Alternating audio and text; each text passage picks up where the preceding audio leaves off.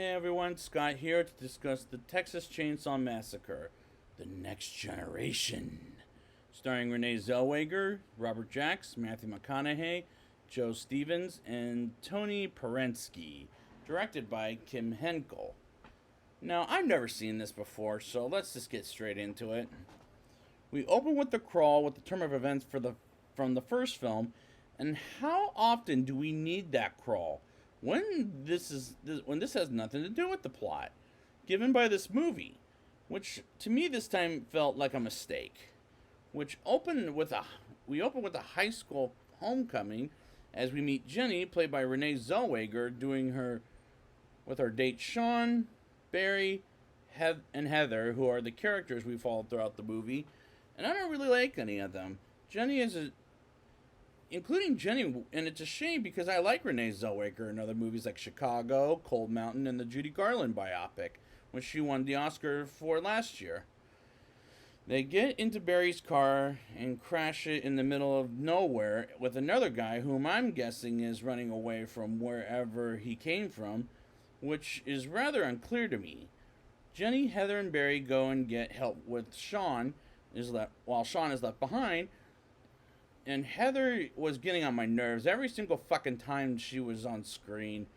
They get help from a real estate agent named Darla, played by Tony Parensky, as she calls her lover Vilmer, played by Matthew McConaughey, who'd do anything for Darla. And I'm just going to say it now. Vilmer is the best character as he kills Sean, and I like his robotic leg as well as his menace, and his character is very menacing, and he makes a good presence as a menace. And I like the song he plays as he kills Sean because it sort of sounds like Ghostbusters, which is another good song, by the way. Barry and Heather try to go after a ride as Jenny is left alone for the rest of the movie with a flashlight that barely works. Barry and Heather argue about each other's personality, and they find a house in the middle of nowhere and knock on it despite Heather saying things about there being murders out there, and I'm thinking she's so full of shit at this point and gets captured by Leatherface. Meanwhile, Barry has a gun pulled out at him, and he manages to escape while he checks on Heather after being captured and put in a refrigerator, which none of this is working for me at this point, and Leatherface captures Barry as he knocks him out and moves Heather on the hooks. Jenny gets in the truck with Vilmer, which is a horrible idea, as he shows Sean's dead body to Jenny as he's the one who killed Sean. And that's how stupid these characters are. And this movie is really. Jenny jumps off Vilmer's truck and he goes after her with an insidious laugh and hides in the trees, which is a smart idea. But I'm distracted by how horrendous this plot is. Jenny tries to run away with Leatherface and bumps into the house, and she gets the motherfucker out of the house to get to the roof and jumps on a cord and gets to the ground, and she runs off to Darla, and the truth is, she's with Leatherface, and that was a bullshit betrayal, as it was predictable. And I'm checking how much more long do I have left, and it's 42 minutes left, and I have a question. What the fuck does Leatherface and his family want? Because I certainly don't know, and with 40 minutes left, I don't really care.